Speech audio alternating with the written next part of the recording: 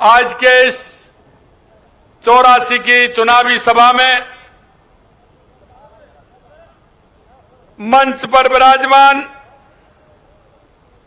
Bharatiya Janata party के मुखिया, हमारे प्रदेश के अध्यक्ष सम्मानीय मदन राठौड़ जी, हमारी पार्टी के पूर्व प्रदेश अध्यक्ष, आपके जाने पहचाने चित्तौड़ के सांसद सम्मानीय सीपी जोशी साहब, आपके जो अभी आपने सुना, जिनके मन में आदिवासियों की हमेशा चिंता लगी रहती है, वो कुछ करना चाहते हैं, ऐसे मेरी कैबिनेट के साथी भाई बाबूलाल जी खराड़ी साहब,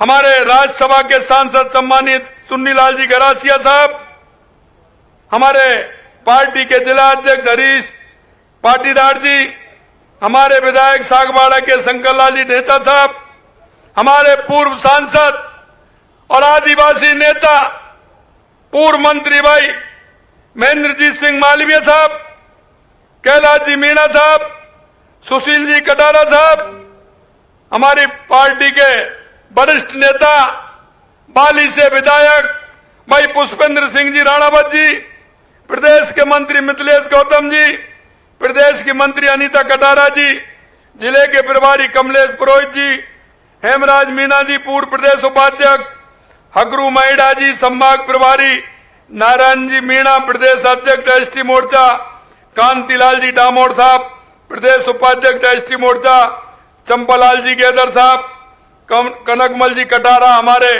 पूर्व सांसद साहब, मानशंकर जी निनामा पूर्व सांसद साहब, भीमा भाई पूर्व संसदीय सचिव, सूर्य आहारी जी जिला प्रमुख, सीता देवी आहारी उप प्रधान सिम्मलवाड़ा, धन सिंह जी रावत साहब पूर्व सांसद, लाभचंद जी जिला अध्यक्ष बांसवाड़ा, समस्त सरपंचगण एवं प्रतिनिधि जालम सिंह जी रावलोद साहब पूर्व विधायक, और हमारे सबसे प्यारे, अरे मुझे पता है कि कारीलाल जी के बारे में जब मैं पिछली बार आया था तो आपने बताया था कि कारीलाल जी वो व्यक्ति है, चाहे कोई सुबह जाए, दोपहर में जाए, शाम को जाए, रात में जाए, अपने सारे काम छोड़ करके जनता की सेवा में लगते हैं, आपकी सेवा में लगते हैं। ऐसे हमारे प्रत्याशी कारीलाल जी साहब मेरे सामने बैठे, इस 84 विधानसभा के मेरे पूजा योग बुजुर्गों, नौजवान दोस्तों, मेरी माता बहनों, सबसे पहले तो मैं आप सभी का वंदन करता हूं, आप सभी का मैं अभिनंदन करता हूं, क्योंकि आप इतनी बड़ी संख्या में यहां आए हैं। मैं निश्चित रूप से आप सभी को अभिवादन करता हूं। मुझे पता है कि मैं यहां आज जिस भूमि पर खड़ा हूं, यह 84 के गांव-गांव में संतों की वाणी और उनके उपदेश देने को जन जन तक पहुंचाने वाली वो भजन मंडलियां जो हैं, मैं उन भजन मंडली में जो हमारे लोग हैं उनको भी नमस्कार करता हूं, उनको भी मैं प्रणाम करता हूं। यह वो भूमि है जो आदिवासी योद्धाओं ने अंग्रेजों के खिलाफ कंधे से कंधा मिलाकर गोविंद गुरु जी के नेतृत्व में मातृभूमि के गौरव के लिए अपने प्राणों की आहुति दी थी। मैं इतिहास के उन सभी शहीदों को भी श्रद्धा सुमन अर्पित करना चाहता हूं, क्योंकि हमारा इतिहास आज का नहीं है, हमारा इतिहास पुराना है। हमारे इस क्षेत्र के लोगों ने आजादी की लड़ाई के लिए संघर्ष किया था, और वो भी संघर्ष इतना कि उन्होंने कितने बलिदान दिए थे। ऐसे उन सभी बलिदानियों को मैं नमन करता हूं। मैं तो हमेशा बागड़ की इस धरती पर आता रहा हूं। प्रकृति की कोख में बसा ये बागड़ राजस्थान के मस्तक पर मुकुट के समान है, और मुकुट के समान इसलिए है क्योंकि यह क्षेत्र हरा भरा क्षेत्र है, पानी की प्रचुर मात्रा है। मैं इसलिए मेरे भाई और बहनों कहना चाहता हूं कि जब से हमारी 11 महीने हमारी सरकार को हुए हैं, अगर सबसे ज्यादा अगर मैं आया हूं तो इस बागड़ की धरती पर आया हूं, बागड़ की धरती पर आया हूं। इसलिए मैं कहना चाहता हूं, हमने अपनी सरकार की प्राथमिकता बागड़ की धरती को प्रथम स्थान दिया है। भाजपा की सरकार राजस्थान के विकास के लिए प्रतिबद्ध है। इसलिए हमने सरकार बनने के साथ हर एक क्षेत्र में प्रभावी तरीके से काम किए हैं। मैं आपको बताना चाहता हूं, और आपको मैं इसलिए बताना चाहता हूं कि 84 विधानसभा क्षेत्र में पानी के लिए हमने बजट की घोषणा की थी। मैं आपसे पूछना चाहता हूं, कोई मेरे पास गया था क्या? आप में से कोई गया था क्या? अगर उन जनप्रतिनिधियों से भी कहना चाहता हूं, मैं आपसे कहना चाहता हूं, आज तक वो जनप्रतिनिधि एक भी दिन मेरे पास नहीं आए, एक भी दिन मेरे पास नहीं आए। लेकिन मैंने 125 करोड़ की लागत से सोम कमला अम्मा भीखाबाई सागवाड़ा फीडर परियोजना की घोषणा की है। इसमें सागवाड़ा तहसील हेतु सोम कमला अम्मा बांध के अवशेष जल को फीडर के माध्यम से लाया जाएगा। इससे माही के टेल तक पानी पहुंचेगा और 84 को इसका लाभ मिलेगा। उदयपुर के लिए देवास परियोजना, पूर्वी राजस्थान के लिए ईआरसीपी की योजना, शेखावाटी के लिए यमुना जल समझौता हमारी राजस्थान की पानी की प्राथमिकता रही है। अगर मैं रोजगार की बात करूं, क्योंकि युवाओं की बात आती है और मैं चाहता हूं कि युवाओं की बात आती है, तो आपने देखा होगा हमने 2 साल का कैलेंडर जारी किया है। हमने कहा है युवाओं से आप मेहनत करिए, आपको रोजगार मिलेगा। 5 साल में हमने 4 लाख सरकारी नौकरियों का वायदा किया है और इस साल हमने पहली साल में 1 लाख नौकरियों का वायदा किया है। 33,000 नियुक्ति पत्र हमने दे दिए। आने वाले समय में लगातार आपको नियुक्ति पत्र हमारे युवाओं को मिलेंगे और आने वाले समय में 1 साल में, आज मैं आपसे कह रहा हूं, 1 लाख नियुक्ति देने का काम हमारी सरकार करेगी। आपने देखा होगा कैबिनेट में अभी हमने 90,000 वैकेंसियों को मंजूरी दी है। मैं आपसे कहना चाहता हूं मेरे भाई और बहनों, मैंने जब मेरे पास आया कि चतुर्थ श्रेणी कर्मचारी के 60,000 पद खाली हैं, तो मैं आपसे पूछना चाहता हूं, ये 60,000 पद क्या 11 महीने में खाली हो गए? मैं आपसे पूछना चाहता हूं, क्या 11 महीने में खाली हो गए? ये रिक्तियां क्या 11 महीने की है? 23,000 सफाई कर्मियों की नियुक्तियां क्या 11 महीने की है? 7,000 ड्राइवरों की भर्तियां क्या 11 महीने की है? मैं उन सरकारों से कहना चाहता हूं जिन्होंने उस गरीब का और किसान का दर्द नहीं जाना, उनके उन युवाओं का दर्द नहीं जाना। अगर ये 5 साल, 4 साल, 6 साल पहले अगर ये हमारे उन युवाओं को नौकरी दे देते तो इनका क्या जाता, मैं ये पूछना चाहता हूं। क्योंकि इनकी नीयत में खोट था। कांग्रेस ने हमेशा इसी तरह का काम किया है। उसने झूठ और लूट की राजनीति की है, उन्होंने भ्रष्टाचार की राजनीति की है। इसलिए वो किसान के उस बेटे को, मजदूर के उस बेटे को रोजगार नहीं देना चाहते थे। मैं कहना चाहता हूं मेरे भाई और बहनों, हमने आपसे जब 11 महीने पहले हम आपको बीच में आए थे वोट लेने के लिए, वोट मांगने के लिए, हमारे संकल्प पत्र में हमने आपसे वायदा किया था कि हमारी सरकार आएगी तो 450 रुपए में सिलेंडर देगी। मैं आपको कहना चाहता हूं 15 दिसंबर को हमने शपथ ली थी हमारी सरकार ने, और 1 जनवरी को 450 रुपए में सिलेंडर करने का काम हमारी सरकार ने किया। यह मैं आपको बताना चाहता हूं। हमने सामाजिक सुरक्षा पेंशन जो 1,000 रुपए थी उसको 1150 रुपए का करने का काम हमारी सरकार ने किया। यही नहीं, हमारी आंगनबाड़ी की जो बहनें थी उनकी भी 15% पेंशन बढ़ाने का काम किया। हमारे चाहे सरपंच हो, पंचायत समिति के सदस्य हो, पंच हो, उन सभी का भत्ता बढ़ाने का काम हमारी सरकार ने किया। प्रधानमंत्री मातृवंदन योजना के तहत गर्भवती एवं धात्री महिलाओं को दी जाने वाली राशि को 5,000 से बढ़ाकर 6,500 रुपए का काम हमारी सरकार ने किया। राजीविका के संकुल स्तरीय सीएलएफ की गतिविधियों का संचालन के लिए स्वयं के भवन की आवश्यकता हमने देखी और हमने उनकी घोषणा की।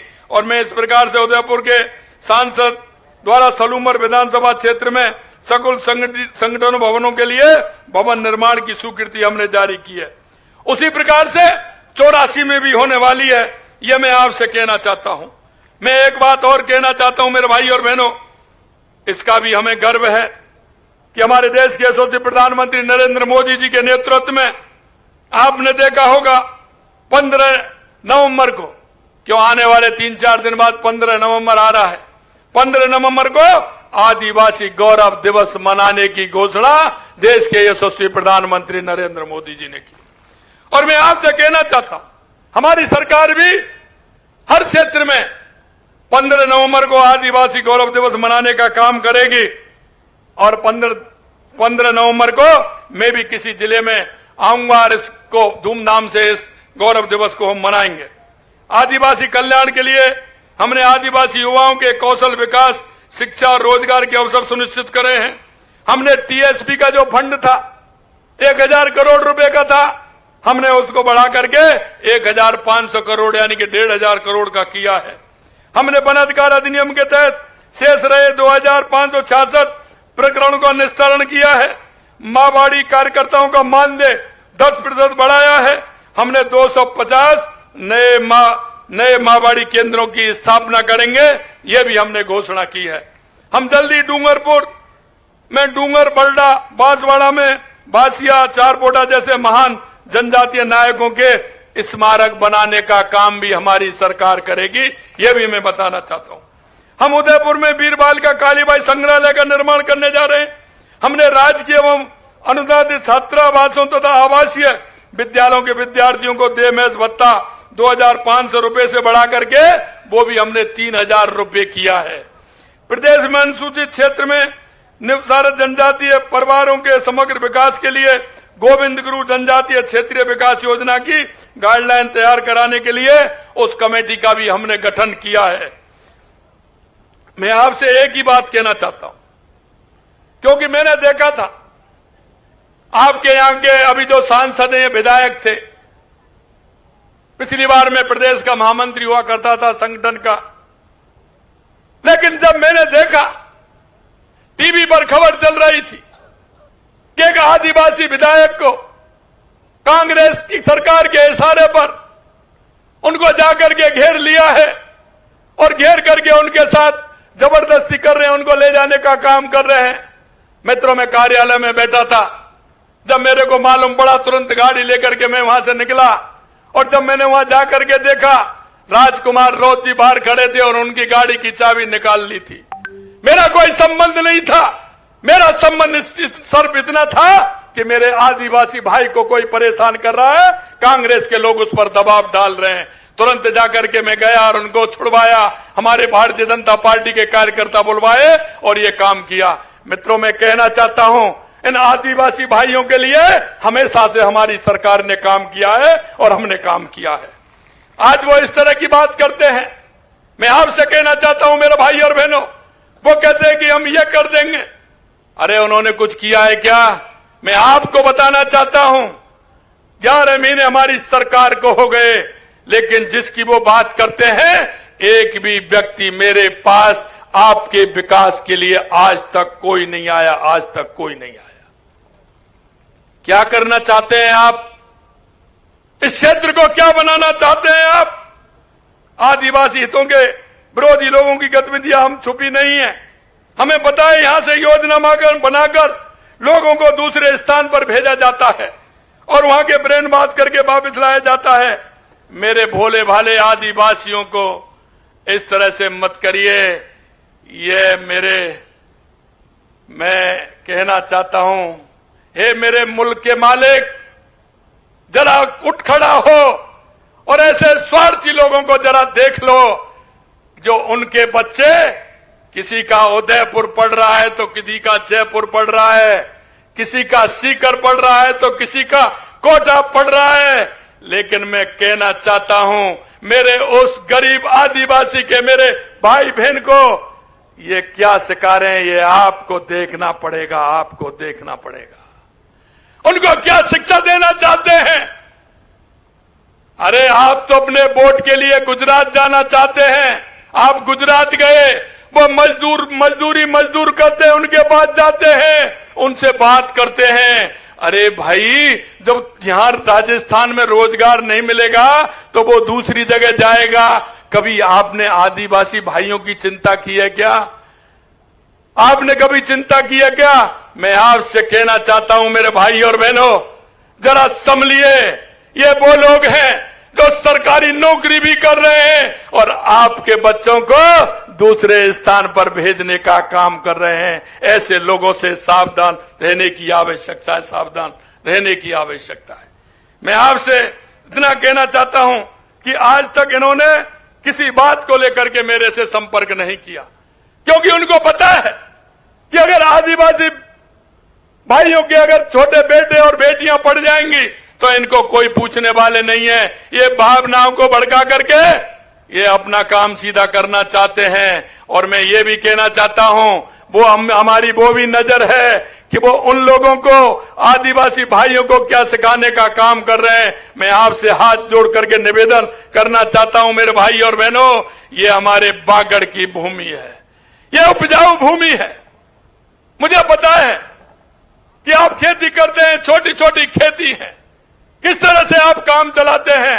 जिस दिन से 11 महीने हुए हैं, मैंने लेकर के सभी योजनाओं को, चाहे वो पानी की योजना हो, चाहे उद्योग की योजना हो, और मैं स्पष्ट कहता हूं, कोई भी अधिकारी मेरे से पूछता है कि पानी की विपुलता है, बांसवाड़ा डूंगरपुर के अंदर आप उद्योग लगाइए, मां मेरा आदिवासी, जिससे उसको रोजगार मिले, उसको कहीं दूसरी जगह जाना नहीं पड़े। और मैं आपको विश्वास दिलाना चाहता हूं, आपने देखा होगा, अभी कह रहे थे रेल लाइन किसके राज में आई है, आपका हाईवे किसने बनाया है, आपकी पानी की व्यवस्था कौन कर रहा है। मैं आपसे कहना चाहता हूं, यह देश के यशस्वी प्रधानमंत्री नरेंद्र मोदी जी के नेतृत्व में हमारी सरकार पूर्ण रूप से काम कर रही है। मैं आपको विश्वास दिलाता हूं, और मैं, क्योंकि मैं जानता हूं, मैं आपके दर्द को जानता हूं।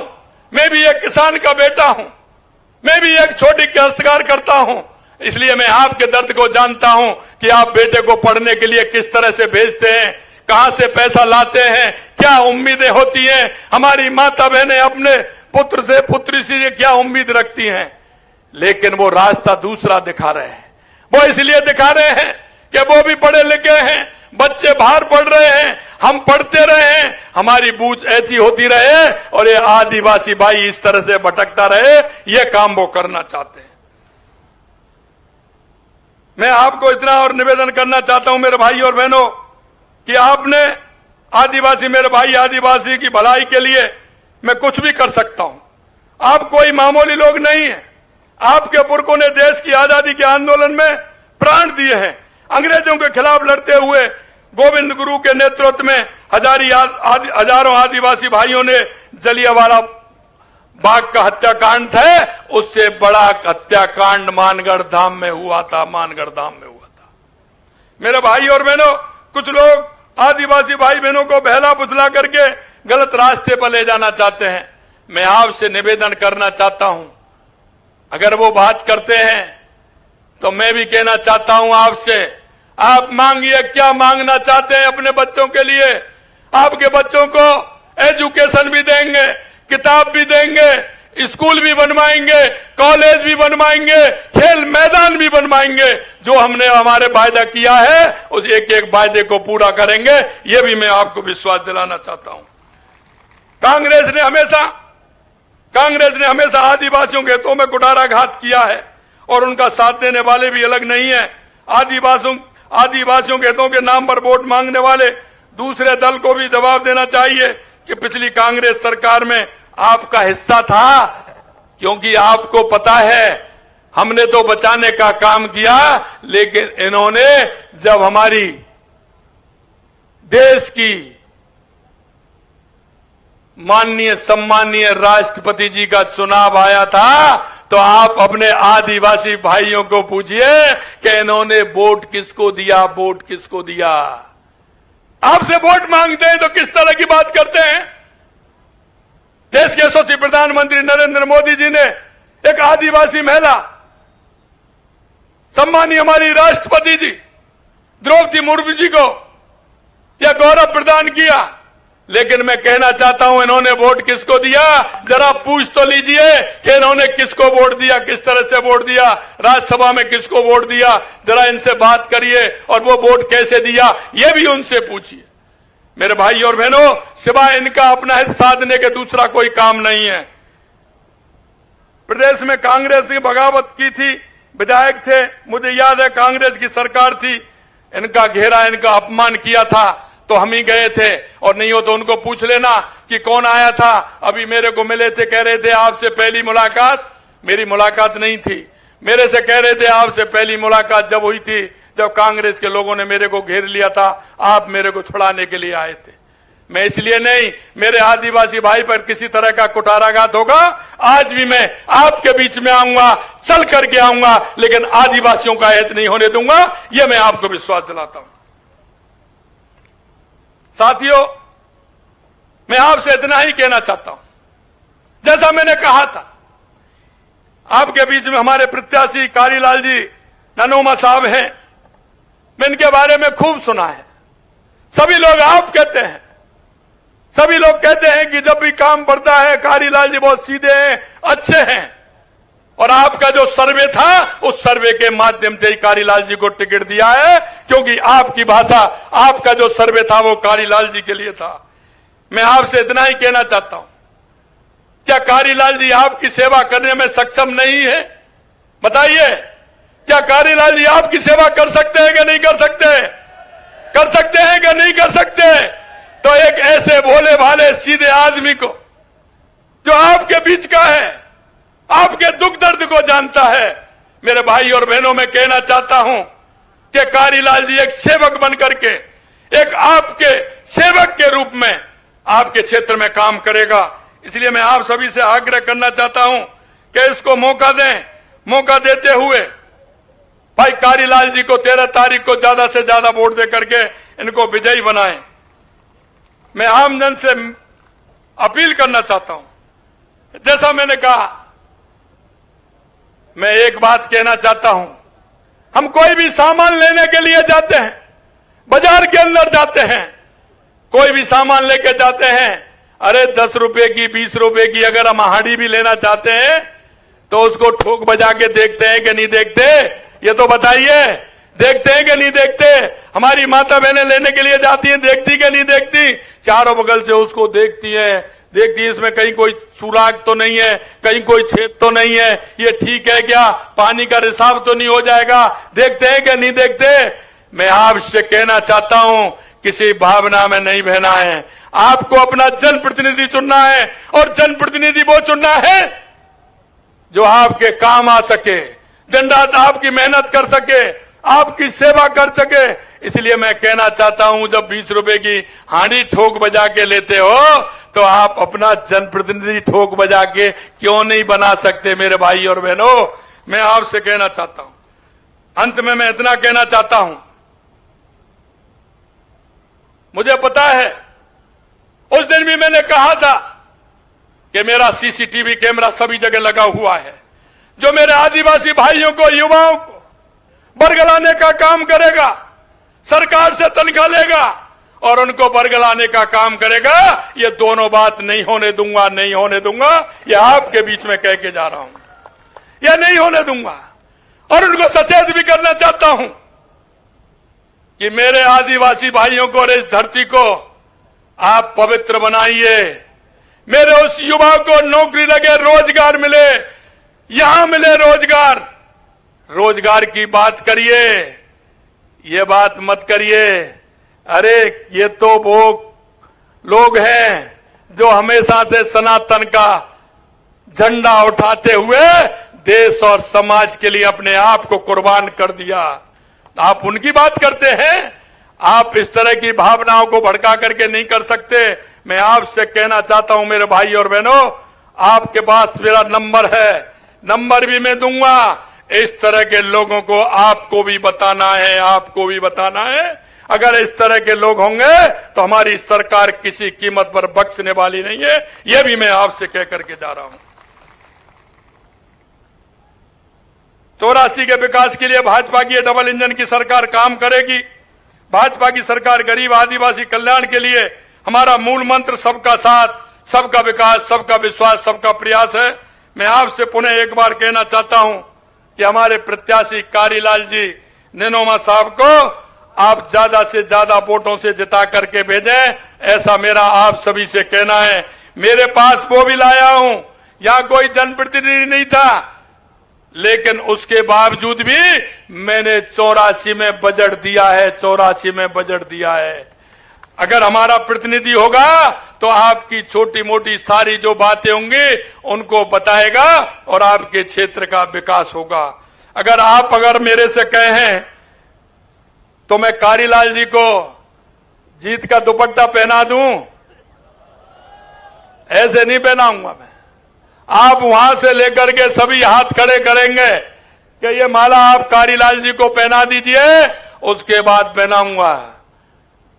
पहनानी है ना, तो हाथ खड़े करिए जोर से सभी, और आपको जिताना है। और ये सेवक के रूप में आपका काम करने के बाद खड़े होकर के पूरी तरह अपने स्थान पर कारीलाल जी के ताली बजाइए, पूरी तरह से खड़े होकर के, और मैं उनको माला पहना रहा हूं।